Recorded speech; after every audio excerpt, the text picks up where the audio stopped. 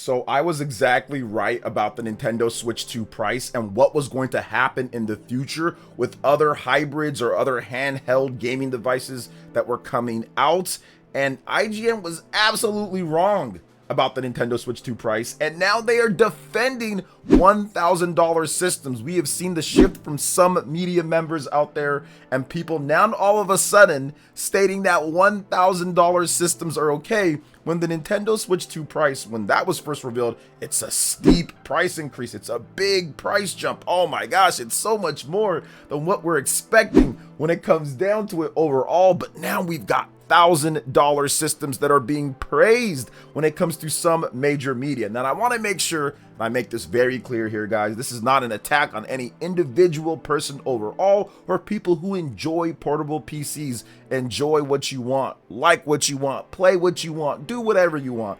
I don't really care. I'm simply pointing out some double standards and also pointing out how at this point I was absolutely right about the Nintendo Switch 2 in terms of the prices. And if you look at it going forward, I'm really hoping that Nintendo stays put with this $450 to $500 bundle price when it comes to the Switch 2, because it's actually offering a pretty good value proposition now that we can kind of see exactly what the Switch 2 is capable of with some current generation games that are coming out on the platform. Resident Evil 9, for example, in addition to what we've already seen with Star Wars Outlaws, how that game's not on PlayStation 4, not on Xbox One, yet it still actually holds its own and actually even surpasses what the Xbox Series S version does. So the DLSS is punching well above its weight, and that's what I was trying to tell people when some were talking about the price being too high or that it's overpriced, or even in IGN's review of the Nintendo Switch 2 saying that it is a big price jump for mostly playing catch up overall with this system. And man, that just sounds ridiculous now at this point, now that they are actually reviewing something like the Xbox ROG Ally X, for example, and they essentially had 2 paragraphs of damage control stating that, yeah, the price is high, but it's totally worth it. And it's actually a bigger jump price wise than what we saw from the Nintendo Switch OLED to the Nintendo Switch 2. So it's one of those things to where if you look at it, and it's not just them. I mean, I did see a video from Did You Know Gaming, and they actually compared a lot of the different systems that are out there and saying, oh, the Switch 2 is a bit too high in price. But as we've seen since then, we've had multiple price increases on Xbox Series S, on Xbox Series X, on the PlayStation 5, and new portable PCs coming out that once again are tipping the scales at and over $1,000 overall. So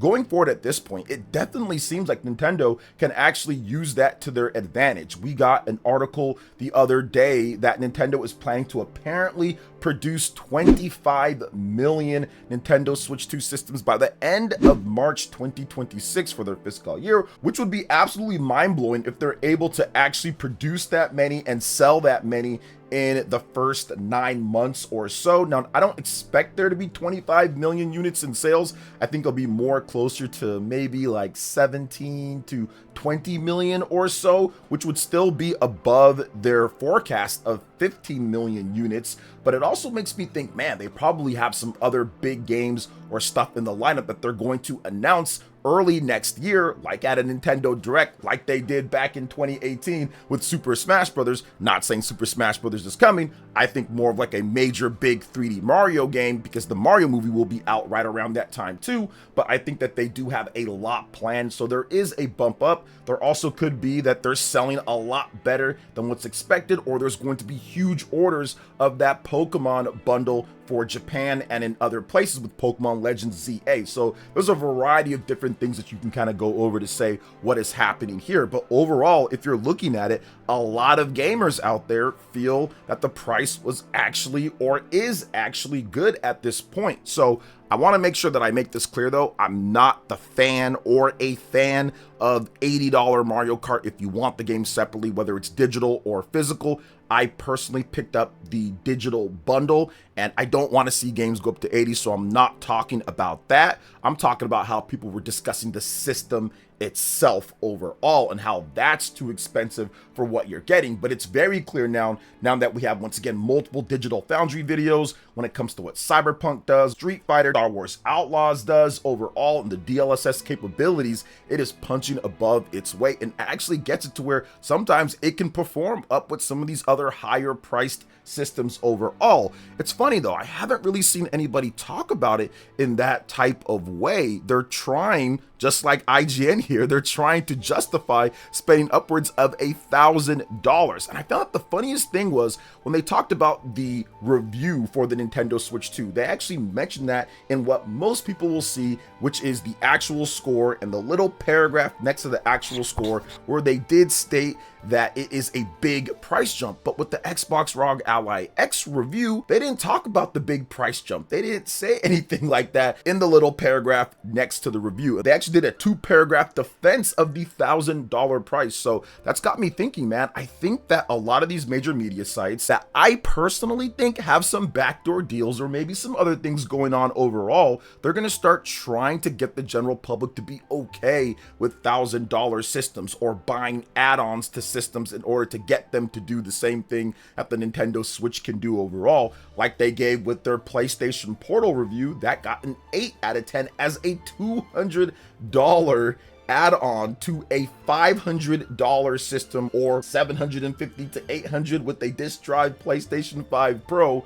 They gave that an 8 out of 10 overall, and honestly, it does not work that great for everyone. It works great for some, but not for everyone, depending on a variety of different factors. So there's definitely some type of push that I am seeing here to normalize just spending that amount, where it was a problem even getting up to $450 for a Nintendo Switch 2 seems to be okay for some of these people. Not everybody, some of these people overall. And I want to make sure that I stress that, because there were many different media outlets that stated that the Nintendo Switch 2 is good for the price, and that yes, it's above what we saw with the Nintendo Switch 1 and the OLED, but there is a big enough jump there. So to me, there's a combination of different things here when it comes to the Switch 2 overall with the price. Obviously, the game lineup is really starting to shape up at this point. We're in the midst. We just got Pokemon Legends ZA. We got Hyrule Warriors Age of Imprisonment coming out early November. We've got Kirby Air Riders coming out on November 20th and Metroid Prime 4 Beyond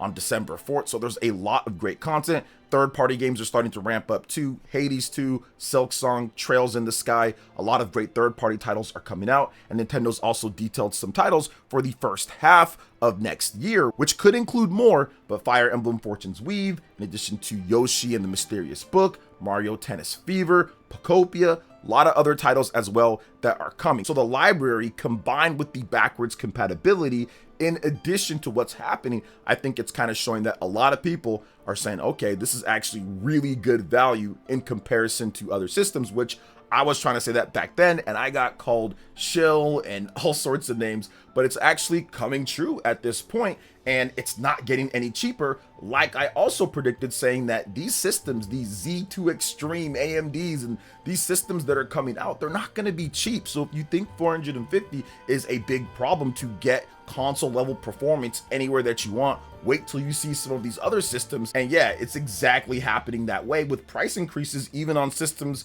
from Xbox and PlayStation that are going on 5 years old, in addition to portable PCs coming out. But at the end of the day, it's really about the game lineup. If Nintendo has a goated game lineup, if they continuously release bangers that people want to play regardless, that's what's really going to move the system more so than anything. Now, I do think that competition is good. I'm not someone to sit there and say that there shouldn't be competition, but I think that there needs to be the right way of doing it. I personally like the PS Vita type of competition.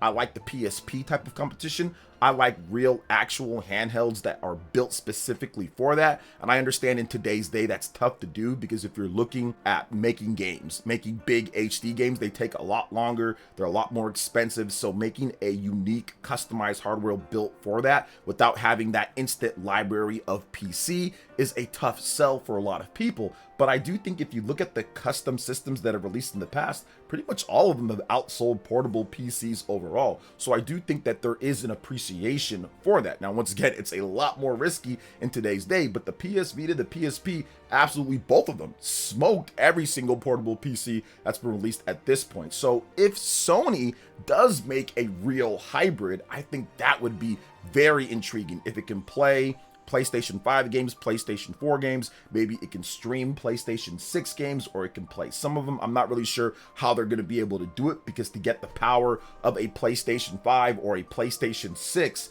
and put that into a handheld is going to be very difficult without it being massive or it costing like $1,000, which I don't think Sony wants to charge $1,000 for a system, because I don't think Sony wants to charge $1,000 for a handheld system if they're going to do it. I think they want it to be more competitive with Nintendo overall, maybe get some of that market share in Japan, so they're going to have to price it a little bit better than that. But once again, I'm not sure if they're even going to do it. There's a lot of rumors out there, but it's a tough thing to do. But if someone can do it, it's definitely Sony. They've been able to put together two systems that have been pretty good when it comes to portable play and how those systems are designed. The Vita just had so many issues when it came out. The pricing was a problem as well. So essentially what I want to see going forward, man, I just want there to be no double standards. That's what I saw with the Nintendo Switch 2 system price from people like IGN and from other people commenting on my channel, in addition to on social media. It seemed to be a big problem at $450, but now accepting or defending $1,000 systems. And for me personally, spend your money wherever you want. Do whatever you want with it. I don't really care. It's your money, it's your time, it's your effort, it's your everything. But I will call out double standards. I will call out these weird narratives. I will call out the fact that there's not seeming to be a standard when it comes to what you're going to do for a review of a system.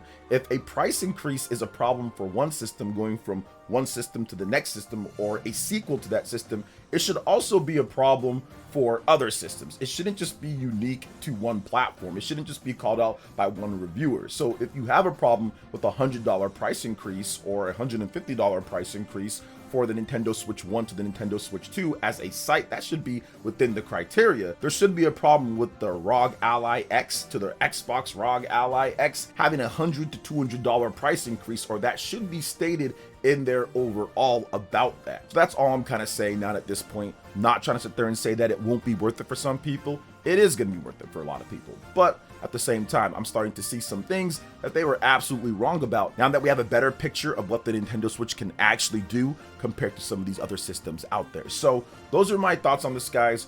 What do you think? Let me know in the comment section below. All right, guys, that wraps it up for this video here. Thank you so much for watching. I do appreciate it. Please make sure you hit that like button, subscribe if you're someone new, click that notification bell, and check out my other Nintendo Switch 2 RPG content and more right here on screen.